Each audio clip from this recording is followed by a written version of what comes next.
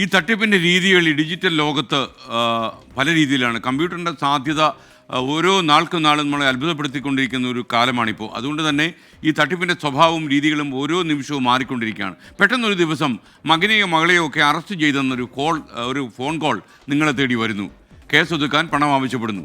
ഈ ഫോൺ വിളി ഇങ്ങനെയുള്ള വിളികൾ, അതായത് നിങ്ങളെ ആശങ്കപ്പെടുന്ന ഇത്തരം ഫോൺ വിളികൾ ഡിജിറ്റൽ തട്ടിപ്പുകാരുടെ പുതിയൊരു അടവാണ്. AI സാങ്കേതികവിദ്യ പോലും അവർ ഉപയോഗിക്കും ഈ തട്ടിപ്പ് നടത്താൻ. കരുതിയിരിക്കുക. आपके बेटे के पार्सल में ड्रग्स मिली। आपका बेटा ड्रग डीलर है। बस ये डर गए। इनको मैंने कर लिया डिजिटल अरेस्ट। अब इनसे मोटा पैसा लूंगा।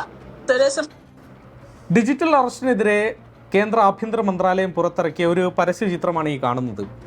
ഡിജിറ്റൽ അറസ്റ്റ് എന്ന തട്ടിപ്പ് നടത്തുന്ന സംഘം അതിന് AI സാങ്കേതികവിദ്യയുടെ സഹായം കൂടി പലപ്പോഴും തേടാറുണ്ട്. അത്തരം അനുഭവമുള്ള ചില മലയാളികളെ മുംബൈയിൽ തന്നെ നമുക്ക് കണ്ടെത്താൻ കഴിയും.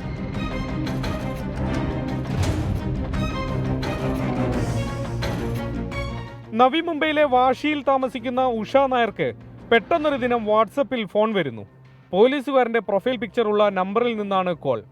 ഞാൻ ബാങ്കിലിരിക്കുകയായിരുന്നു. അപ്പോഴാണ് ആ കോൾ വന്നപ്പോൾ ഞാൻ എടുത്തു. മീൻസ് പോലീസിൻ്റെ ഇത് കാണുമ്പോൾ നമുക്ക് പല ഇത് നമുക്ക് വാട്സപ്പ് കോളായിരുന്നു. അപ്പം ഞാൻ എടുത്തു കഴിഞ്ഞപ്പോഴത്തേക്ക് അവർ പറഞ്ഞു, ഇന്ന പോലെ നിങ്ങളുടെ മോനെ അറസ്റ്റ് ചെയ്തിരിക്കുക, നിങ്ങൾ ഇന്ന സ്ഥലത്ത് വരാൻ പറഞ്ഞു. പേരും മേൽവിലാസവും അറിഞ്ഞു വെച്ച് കോൾ ചെയ്ത തട്ടിപ്പുകാർ പക്ഷേ പ്രധാനപ്പെട്ട ഒരു വിവരം അറിയാതെ പോയി. പക്ഷേ എൻ്റെ മോൻ 11/4/2013 മരിച്ചിരിക്കുക.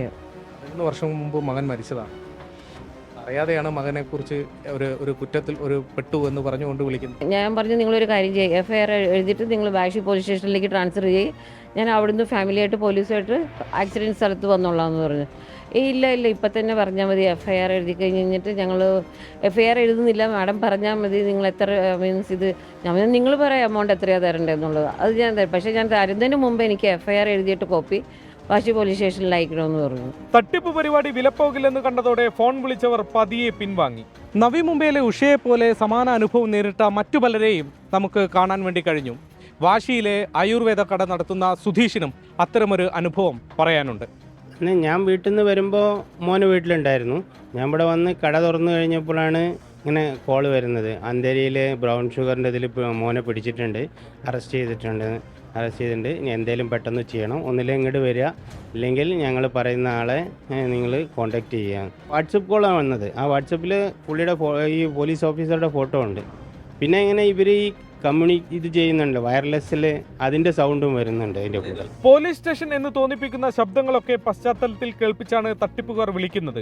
AI സാങ്കേതികവിദ്യ കൂടി ഉപയോഗപ്പെടുത്തി മക്കളുടെ കരച്ചിൽ വരെ കേൾപ്പിച്ച സംഭവങ്ങളുമുണ്ട്. ഡോംബിവലിയിൽ പണം നഷ്ടപ്പെട്ട ഒരു മലയാളി കുടുംബം കടന്നുപോയ ദുരനുഭവം നേരത്തെ 24 റിപ്പോർട്ട് ചെയ്തിട്ടുണ്ട്. ഒരു മഹാമാരി പോലെ പടർന്നു പിടിക്കുന്ന ഈ ഡിജിറ്റൽ തട്ടിപ്പുകളെ തടയാൻ ബോധവൽക്കരണം തന്നെയാണ് പ്രധാന വഴി. അത്തരം ശ്രമമാണ് കേന്ദ്ര ആഭ്യന്തര മന്ത്രാലയവും ഇപ്പോൾ നടത്തുന്നതും. മുംബൈയിൽ നിന്നും വരുൺ വടശ്ശേരിക്കരയ്ക്കൊപ്പം ശ്രീനാഥ് ചന്ദ്രൻ, 24.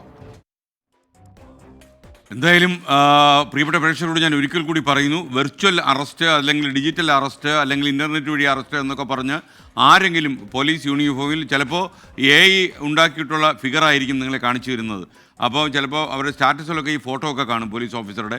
അവരിങ്ങനെയുള്ള അറസ്റ്റ് എന്ന് പറഞ്ഞ് നിങ്ങളെ പേടിപ്പിക്കാൻ ഫോണിൽ വഴി വന്നു കഴിഞ്ഞാൽ നിങ്ങൾ അടുത്ത പോലീസ് സ്റ്റേഷനുമായി ബന്ധപ്പെടുക. തട്ടിപ്പുകാരാണത്. കാര്യം ഇന്ത്യൻ ഭരണഘടന അനുസരിച്ചോ ഇന്ത്യൻ നിയമവ്യവസ്ഥ അനുസരിച്ചോ ഇന്ത്യയിലെ പുതിയ നീതിന്യായ സംഹിത അനുസരിച്ചോ ഒരു നിയമത്തിലും വെർച്വൽ അറസ്റ്റ് എന്നൊരു കലാപരിപാടിയില്ല. അതുകൊണ്ട് ഒരാൾക്കും ഇന്ത്യയിൽ വെർച്വൽ അറസ്റ്റ് ഒരു പോലീസ് ഉദ്യോഗസ്ഥനും നടപ്പാക്കാൻ കഴിയില്ല. തട്ടിപ്പിനുള്ള വഴി തുറന്നു വരികയാണ് എന്ന് നിങ്ങൾ മനസ്സിലാക്കുക. കേരളത്തിൽ തന്നെ ഒരു ബാങ്ക് ഉദ്യോഗസ്ഥനെ പോലും ഈ തട്ടിപ്പിന് വിധേയമാക്കി എന്നുള്ള നടുക്കുന്ന യാഥാർത്ഥ്യം നിലനിൽക്കെ നമ്മൾ അറിയേണ്ട കാര്യം ഇതിൽ വിദ്യാഭ്യാസം മാത്രമല്ല, നമ്മുടെ കരുത്താണ് പ്രധാനപ്പെട്ട കാര്യം. നമ്മൾ ഇങ്ങനെ തട്ടിപ്പ് നടത്താൻ വരുന്ന ആളെ വളരെ സൂക്ഷിച്ച് അദ്ദേഹത്തിനെ ലൈനിൽ തന്നെ നിർത്തിക്കൊണ്ട് മറ്റൊരു ഫോണിലൂടെ അടുത്ത സൈബർ പോലീസുമായിട്ട് അല്ലെങ്കിൽ ഏതെങ്കിലും പോലീസ് സ്റ്റേഷനുമായി ബന്ധപ്പെടുക, അല്ലെങ്കിൽ മറ്റ് ആരെങ്കിലും അറിയിച്ച് ഇവരെ പൂട്ടണം.